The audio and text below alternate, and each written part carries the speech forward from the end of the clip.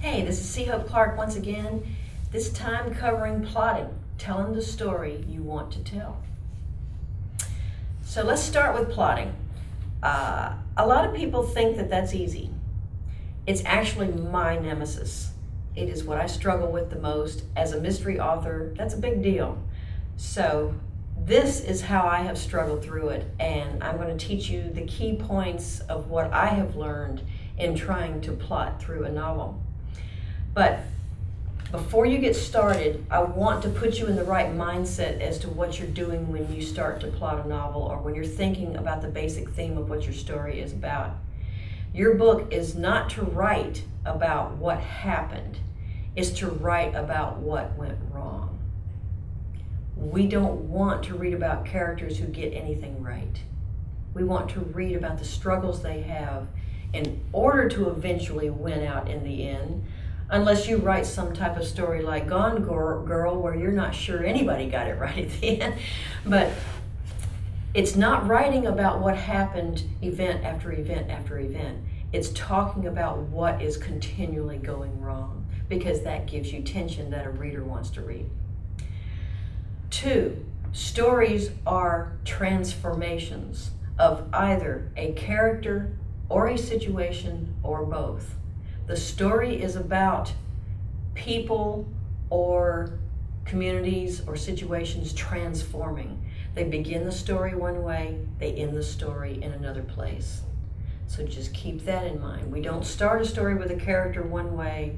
They go through all of this traumatic journey, and at the end they win and they're the same person. Nobody ever goes through a difficult journey and winds up the same.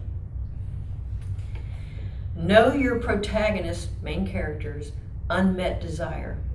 There you find your story. In a mystery, there's usually a crime, oftentimes a body. That is the type of story that I write. However, there is another story. There's the story of the character. That character is going to solve that mystery, but that character is also fighting internal issues. That is a subplot. That's a secondary plot. That's not to say they're the only one. You might have other characters, main secondary characters, that are having their own struggles. And we all know, in reality, we might go to work, we've got those struggles, we've got battles to fight, goals to meet, deadlines to meet. Yet, personally, we're thinking about the problems at home. Nobody is on a one plane. Nobody thinks about one thing. Everybody juggles balls. That's what you need to put in a story.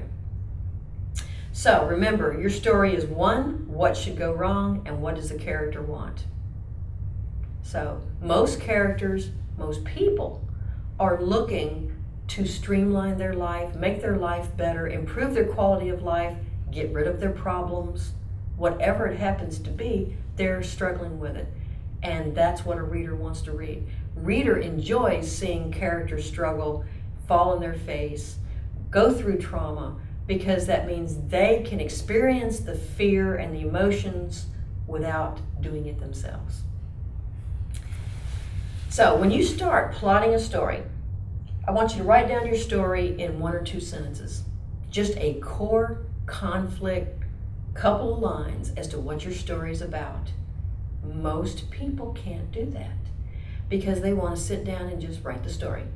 And that's great that you've got the passion and the desire, you want to sit down and just write. However, take a moment and put down the core conflict of your story. And some say it's a 25-word synopsis. I've seen a lot of agents say they'd like to see a 25-word synopsis. I can't quite get it down to 25.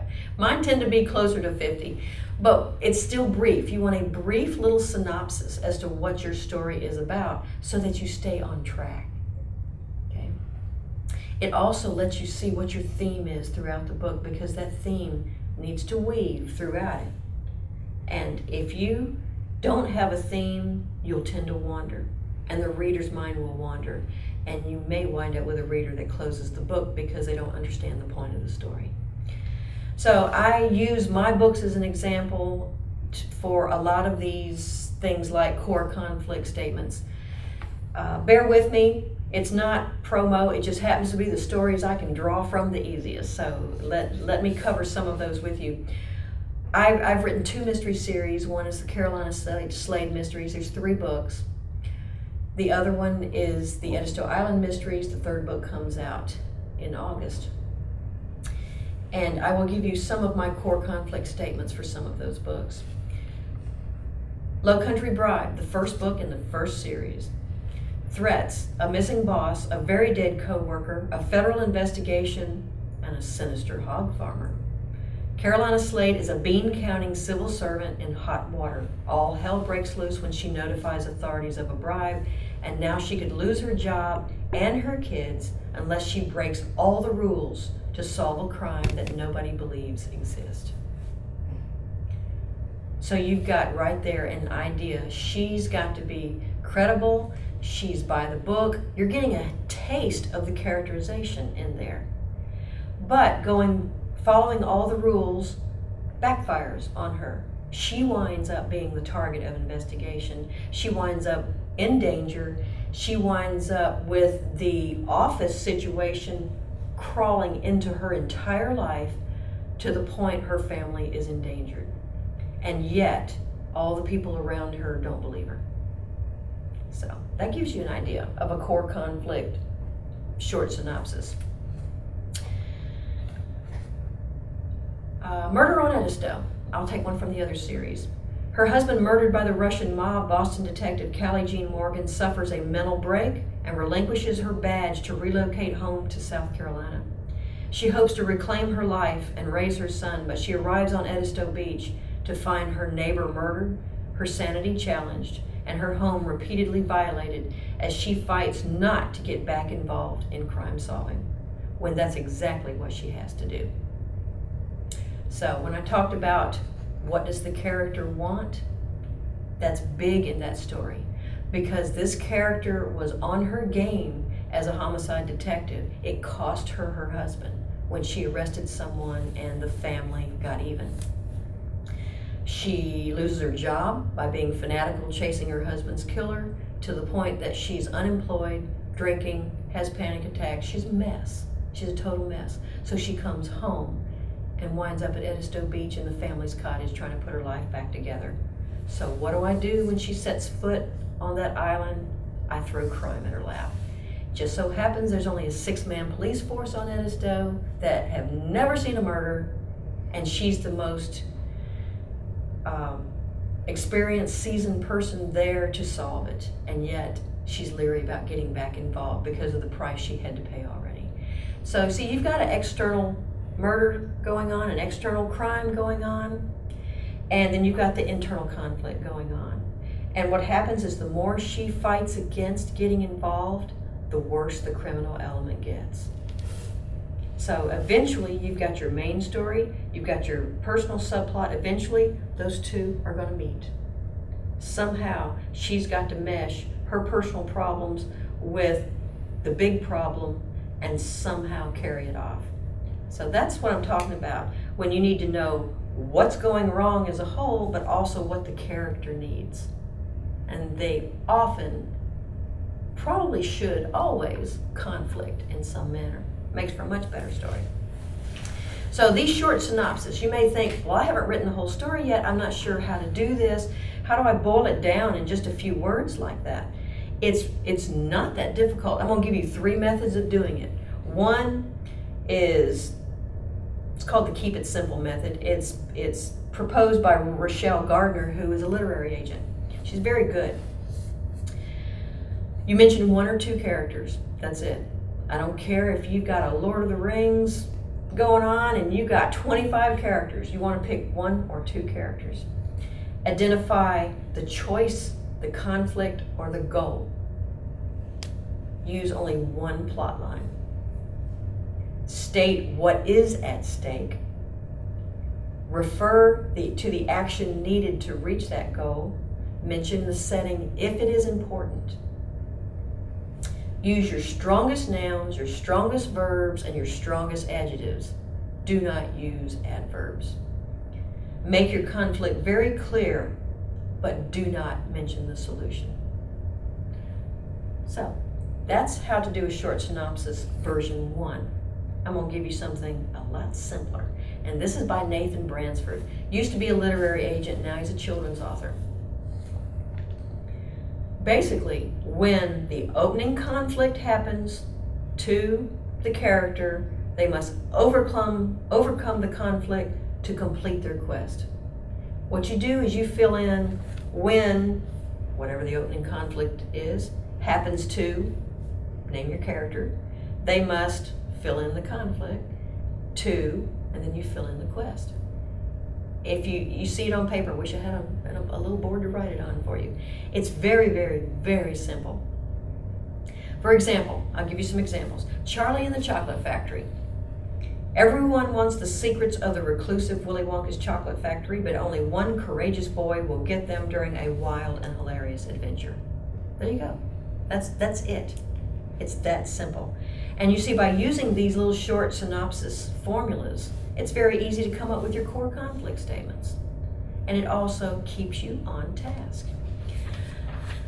Lowcountry Bride, that I've already mentioned. Sucked into a bribery investigation that goes wrong, a by-the-book federal employee fights against both bureaucracy and the criminal element for her life.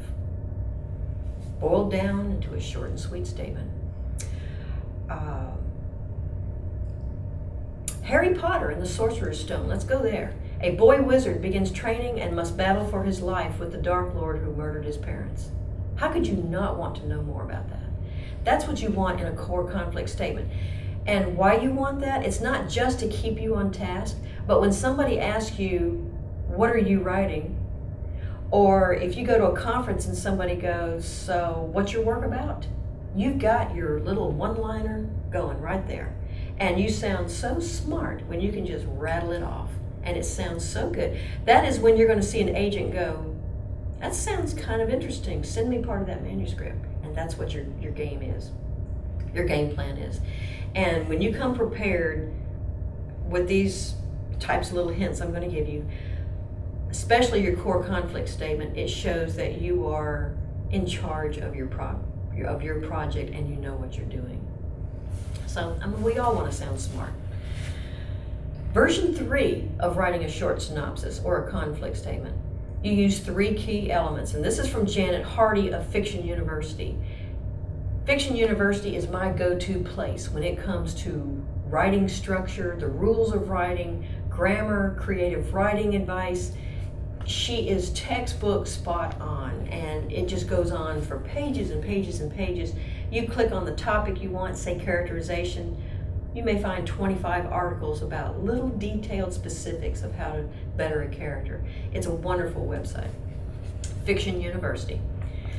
But her version of a short synopsis or a core conflict statement is this: who is the protagonist? What is their problem? And what is the gotcha or the aha factor? That's all she says. So you see that, you can hear that in the Harry Potter. You know, a Dark Lord, a boy wizard. I mean, just the boy wizard part makes me perk up.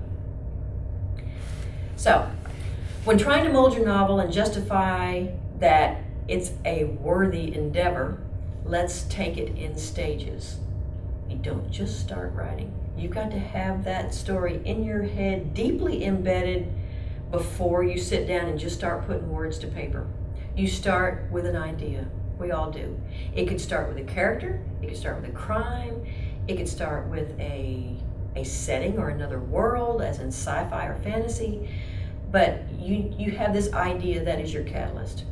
Then you've got to come up with a premise, what's going to happen.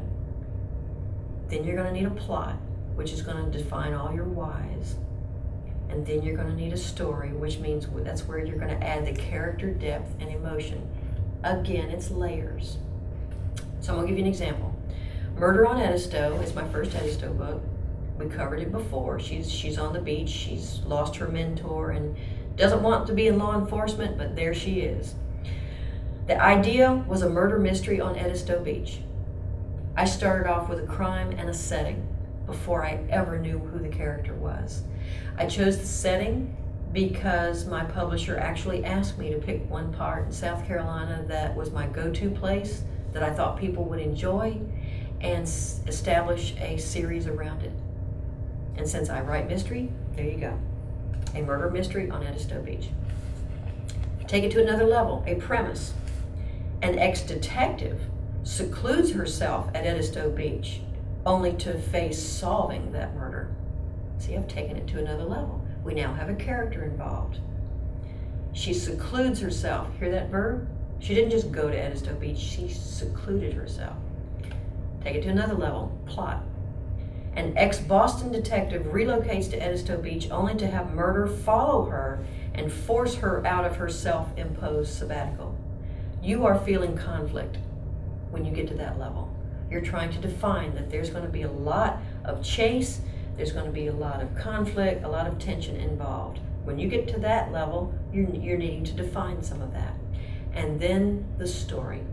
Still reeling from her husband's murder, an ex-Boston detective retreats to her parents' vacation beach home to heal and plan her life, only to face a homicide of her childhood mentor. I've infused emotion and depth into it at that point.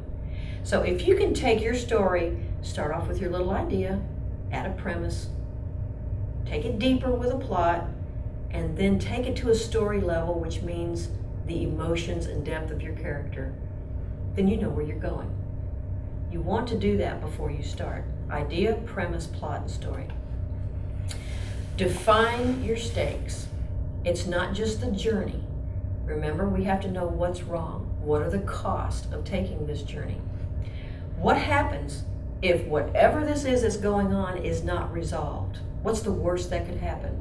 There needs to be some risk. There needs to be a high price. Or why are we telling this story? Your reader wants to feel the risk and the tension and all that a character has to confront to the point where it's going to rip a character apart. Readers love beating up on characters. They adore it. You know, they don't want to read about somebody who's got an easy go of it. No, we don't gossip about that stuff. You know, we gossip about the bad. That's what we want to read. So, what would have happened if this big thing hadn't happened? So you're playing what if here. So you've got a situation in your first chapter. What if it goes this way? What if she does nothing about it? What if she does too much about it? What if she tells too many people? You're doing what if, what if, what if. And what you're doing is subconsciously trying to create your plot. Who will get hurt if she doesn't tackle this, or if she tackles it wrong? Who will be saved? What is so bad about all this? If it's not terribly bad, it's not worth telling the story. I don't care what the genre is. Okay, so that's stakes. I think that's pretty self-explanatory. But then we get to theme, and that's a little more ambiguous. The theme is the big lesson. When you go from the beginning to the end of the story, what lesson was learned, either by the reader or the character, hopefully both. And that idea or theme needs to recur subtly. You don't smear it in a reader's face. It's got to be subtly just woven throughout the story. Think of a theme. It doesn't have to be unique. Think of it as something you'd embroider on a pillow, a cliche, something that's easy to remember. And I'm going to give you some ideas. And once you hear these, you'll go, oh, well, yeah, that makes perfect sense. It is really that simple. Only when you take your story and try to put a general theme like that, it makes you stop and think. And that's what I want you to do. Jurassic Park. Okay. Should humans play God? That's the theme. That's the theme to the whole movie, the whole story. And if you'll stop and think throughout the whole thing, everything goes bad because humans played God. Twilight. Everyone is special. Yeah, it's kind of sugar sweet, sickening sometimes in some of these themes, but it's what they are, and that is woven throughout. There's another, Love Conquers All. You could use that one as well. The Wizard of Oz. There's no place like home. Okay, they used the heck out of that one in their branding. So when they had that theme and that story, they recognized it, put it into the movie, and guess what? That's how they sold the movie. There's no place like home. You can say there's no place like home, and 99% of the population can go, Wizard of Oz. Platoon. I don't know if y'all know that one. We happen to have a lot of war movies in my household. That one is simply War is Hell. There was no big, overwhelming plot there. It's just war is hell. And it's no matter what they did, it went awry. And it was basically defining Vietnam. Jaws. Everybody knows Jaws, especially when they do Shark Week. Good versus evil. It is that simple. It is the good people trying to live their good lives, and in comes evil that is not going to let them do it. It is just that simple. The Hunger Games. Family is everything. Stop and think about it. Whether it's her sister, whether it's her love interest, whether it's her people, it's family. Family is absolutely everything in that. And I don't care whether it's the first book, second book, third book, the movies, however you saw that, family was throughout the whole thing. Her goal was to make the world right for those she loved. Forrest Gump is another one, like Wizard of Oz. Life is a box of chocolates. Okay, that was that brand. That was that one-liner, that little theme, and it means you don't know what you're going to get. It's just, that's a great branding line. So find yourself a little theme like that. Post it above your computer so that you keep that in mind for every chapter that you're writing. Next, define your protagonist. That's your main character. That sounds easier than it is. Most of us have a pretty good idea who that main character is. I've talked to many a writer where they had a lot of characters in it. Let's go back to the Lord of the Rings concept. Who's the main character? Okay, the Hobbit is the main character. Yet, how many characters are there? And you branch off into all these different points of view and all these different journeys, but it's all about, in the end, the Hobbit and the quest. So in The Hobbit, it's about Bilbo. In the Lord of the Rings, it's about Frodo. You've got Samwise in there as a little secondary character, but it's about Frodo getting the job done. In that complicated 3-book trilogy, that's all it boils down to. So you must know your protagonist. I had somebody throw a real curve at me in a class and said, so who's the protagonist in Romeo and Juliet? I had to stop. I had to think about that. Because you think of them as equal love interest. But then you have to take yourself back in time to when that story was written and who wrote it and the culture at the time. It's Romeo. Romeo is your protagonist because it was a male-oriented society and that was the thought process behind it. And you look how the story starts and you take a look, he may not be heads and shoulders above Juliet, but he's pretty much the driving force. But the protagonist must be central to the issue. Even if you have 100 characters, that must be the central point that everybody revolves around. They must have the most to lose. So if you're not sure who your protagonist is, think about that. Step back and go, well, when I get to the end of this, who's going to have to step up? Who has the most to lose? Who has the most at stake? And that may define it for you. I had a writer tell me that he had 3 characters and they were all equal. And I said, no, they're not. He said, well, let me let you read it. I said, I don't have to read it. I know you've got one character that's going to stand out. And he said, well, this is part of a trilogy. It was sci-fi. Well, sci-fi tends to get heavy on characterization. And he said, no, they're all equal. And I do each one in their own voice.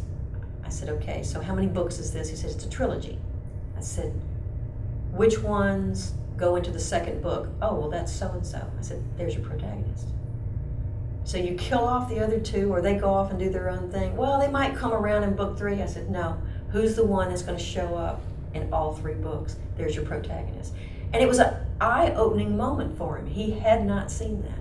And I told him to go back and keep that in mind when he was rewriting and editing his story and to give just a tad more focus. There might be a lot of characters. Give more focus to that one and realize that the other characters are circling around that one, helping that one in his mission.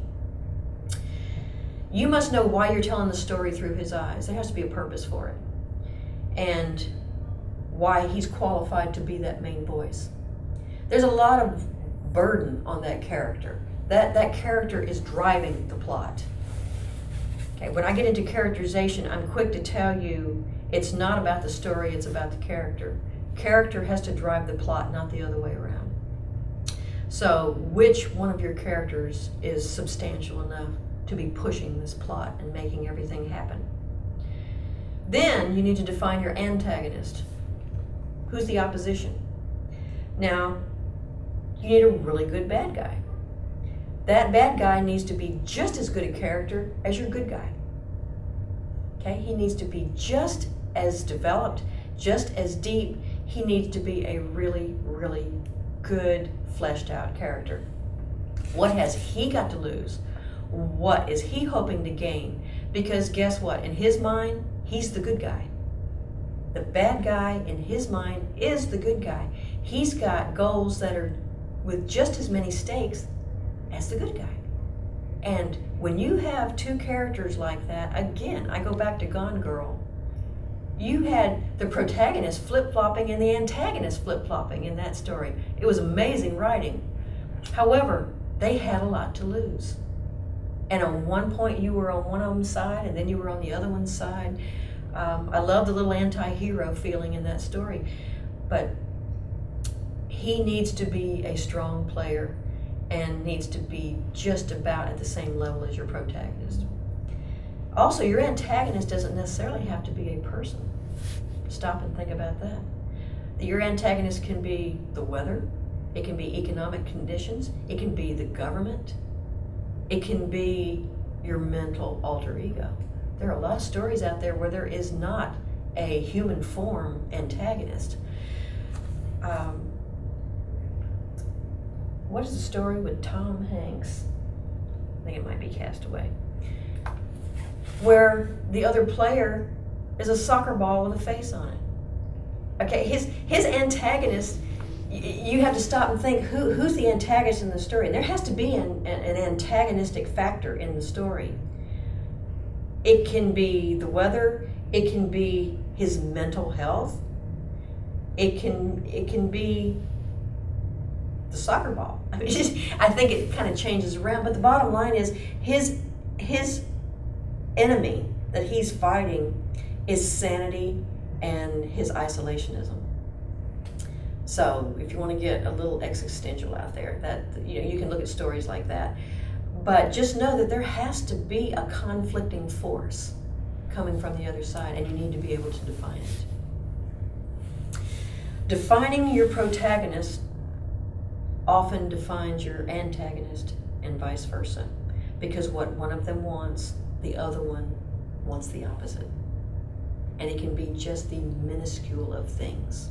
So the better you flesh out one, the better you're able to flesh out the other, because as deep as you get with one character, you're telling yourself how to mold the other one. So keep that in mind.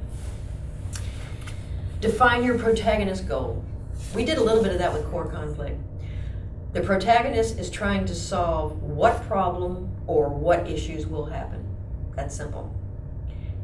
And the antagonist is trying to stop them because of why. You fill that in and you have your story. They can also help define your genre, if you stop and think about it. Because some people will write a story and go, I'm not sure which genre it is, because it blends. It can be romantic suspense. It can be, young adult mystery. You can have fantasy and sci-fi and mystery and romance all in the same story. So when you take things down, defining your protagonist goals, it might help you better define what your genre is. Do try to get a grasp of what your genre is, because in a lot of cases, especially if you're going traditional publishing, they want to be able to box you into a certain genre because it makes it easier to sell, makes you more marketable. Define some big moments in your story. If you're one of these people that doesn't like to write linearly, you don't want to go chapter 1, then chapter 2, then chapter 3, and you maybe get to 4 and you bog down and you get a little sluggish in your writing. That's common. Trust me, it's very common where you start getting bored with your own story. Part of the ways to overcome that is just write the big moments. just stop. Instead of doing 1, 2, 3, write down a big moment and then write that chapter. Think of another big moment and write that chapter. Just have fun playing with your big moments and your big scenes, those trigger points, or when the climax happens. And you get enough of those, you put those on index cards, slide them around, and you just put your book in order. So have fun with it. Do all the big moments. Some of those could be, when is the first realization of the problem? When did that problem smack your character in the face? That's a fun one to write. When does the main character discover what is in his way? He may have this issue slap him in the face. Sooner or later, he's got to stop and dissect it and go, I got to do something about this, but what's in his way? So that's a good moment. When does the protagonist attempt to solve the problem and totally crash and burn? Those are fun. You notice it's fun when we really just slap these characters around. It is. When does the protagonist feel like giving up? And there is a giving up moment. We're going to cover that in a minute. When does the protagonist decide they need to risk something unusual and keep going? That could be family, it could be friends, it could be sanity, it could be the job, it could be their own life, their health. It has to be something big that they realize that they've got to risk it. Those are fun. Those are emotional scenes that you can get really lost in. And then, of course, when and how does the protagonist solve the problem? Toward the end, the climax. How do they solve the problem? So that's like 6 different instances I just gave you, and that's 6 key chapters in your book. Now think about that. And let's just say you wrote a shorter novel of 75,000 words, and I just gave you 6 plot points. You start dividing that out, and at chapter 1, maybe at chapter 5, and you go through and okay, here I've got these scenes. In between, I'm building the tension to get to the next scene. So you're outlining your book whether you know it or not. And again, if you need a break, I've got define some coolness. Just pick a moment where, like, these characters go at each other, or they almost die, or they're faced with something they've never faced before. Even if it's just 500 words of a scene, stop and get excited about your work all over again and write the important moments like that. So I don't want you to get bored with your story. The minute you start feeling boredom, write something exciting. It'll raise it right back up.